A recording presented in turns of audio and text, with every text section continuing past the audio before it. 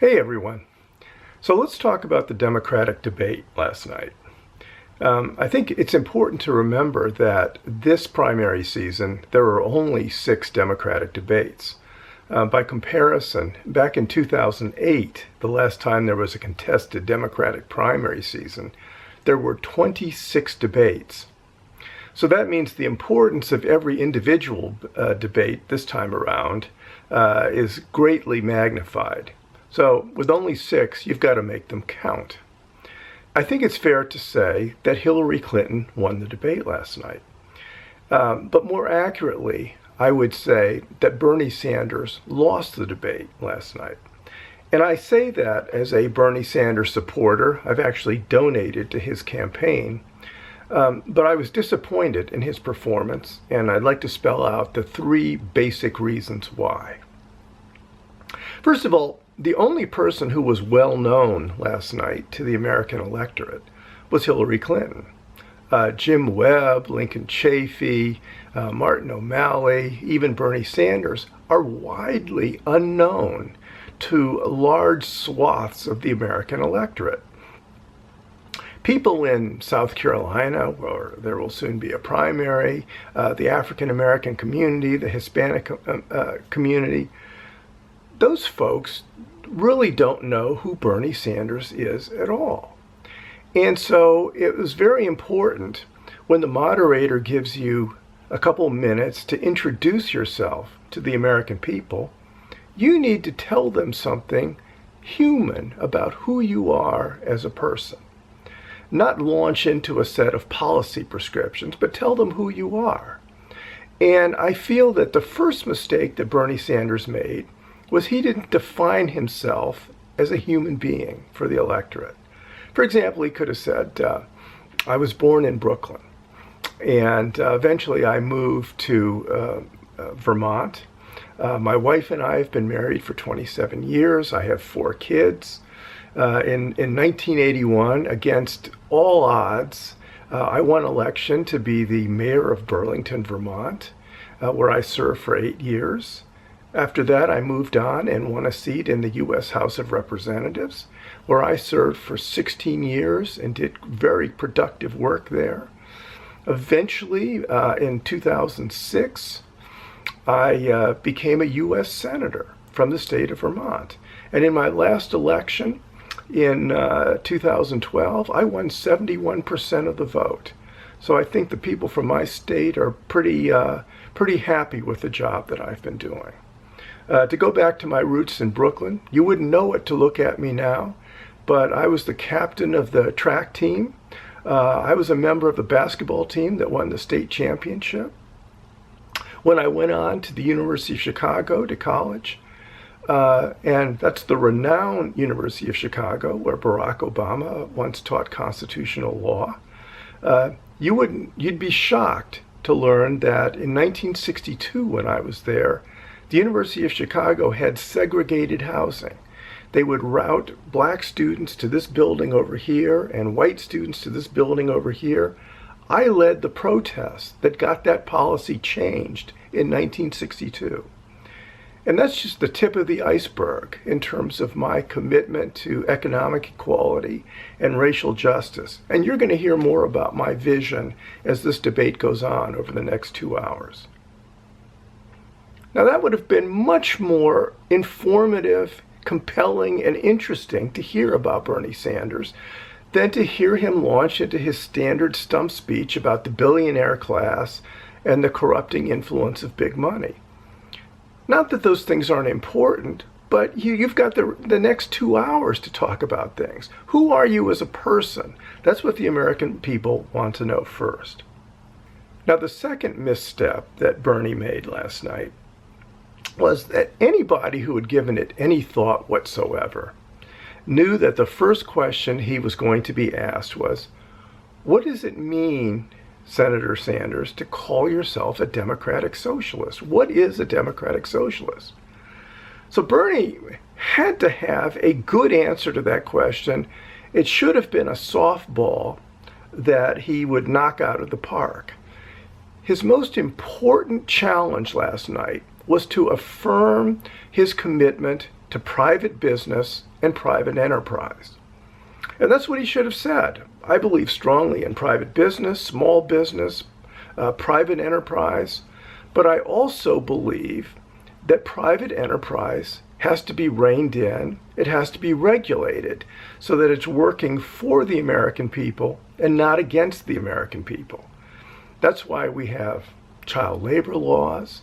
That's why we have a minimum wage. That's why we have anti-discrimination workplace provisions. That's why we have health and safety regulations for the workplace. That's why we have anti-monopoly laws so that big businesses can't crowd out smaller businesses and then gouge the consumer. That's why we don't allow for deceptive marketing practices. And that's why we don't allow big corporations to despoil the environment in their attempt to make more and more profits.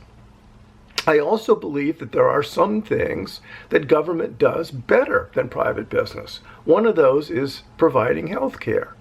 And you're going to hear about my vision for America in the next 2 hours. Simply telling us that America needs to be more like Denmark doesn't really tell us anything about what it means to be a democratic socialist. The irony of Bernie's answer last night was that Hillary Clinton jumped in and gave a better defense of democratic socialism than Bernie did.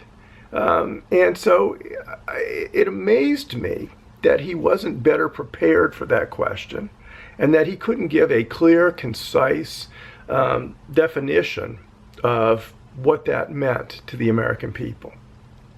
The third problem I had with Bernie's performance last night was when the issue of Hillary's emails came up. And Bernie proceeded to give Hillary a free pass on the email issue by proclaiming, I don't care about your damn email controversy. Enough already. I disagree with Bernie. I think that the grief that Hillary has gotten for the email controversy is richly deserved by Hillary. It was a terrible decision. Not because I think that any classified information was exposed, not even because her server, it turns out, was subject to attempted hacks by foreign entities, but because it was clear that Hillary was hiding her emails.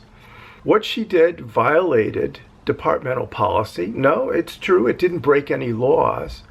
But when Hillary sends out a memo to members of the State Department saying that if you're doing government business, it needs to be within the government system. And when the State Department policy says, when you leave the State Department, make sure that you turn over all of your email work product before you leave, Hillary did not abide by any of those rules. And it's clear that she knew that the Benghazi Committee was subpoenaing documents. She knew that journalists all over the world were filing Freedom of Information requests. And she was going to hang on to those emails as long as she could and only turn them over 2 years after she left the State Department. So I think that Bernie's support of Hillary on this issue was both tactically wrong and misplaced. What I don't think Bernie gets is that if he wins the nomination, it's not because the Democratic electorate decides that his policies are so much better than Hillary's.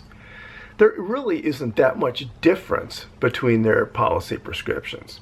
You know, back in 2008, I believe out of the 26 debates, I watched 26. I watched all of them.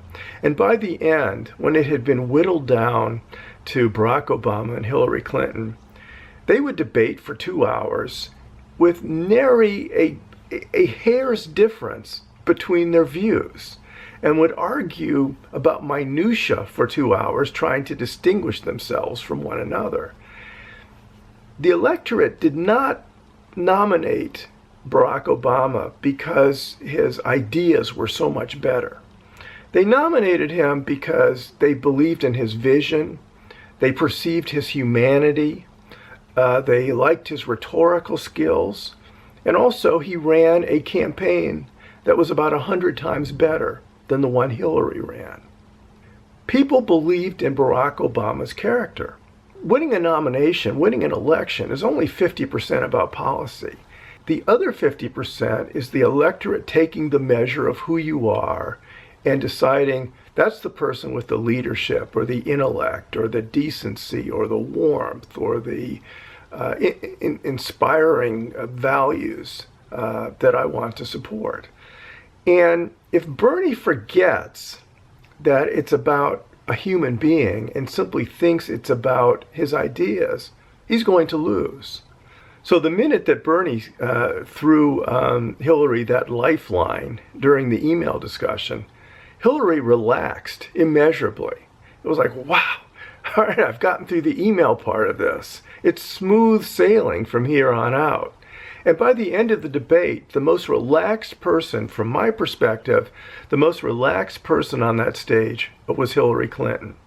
So ironically, the criticism that's always lodged against Hillary is that she's over-prepared, she's over-calculated, there's a lack of humanity about her, she needs to show herself as a human being.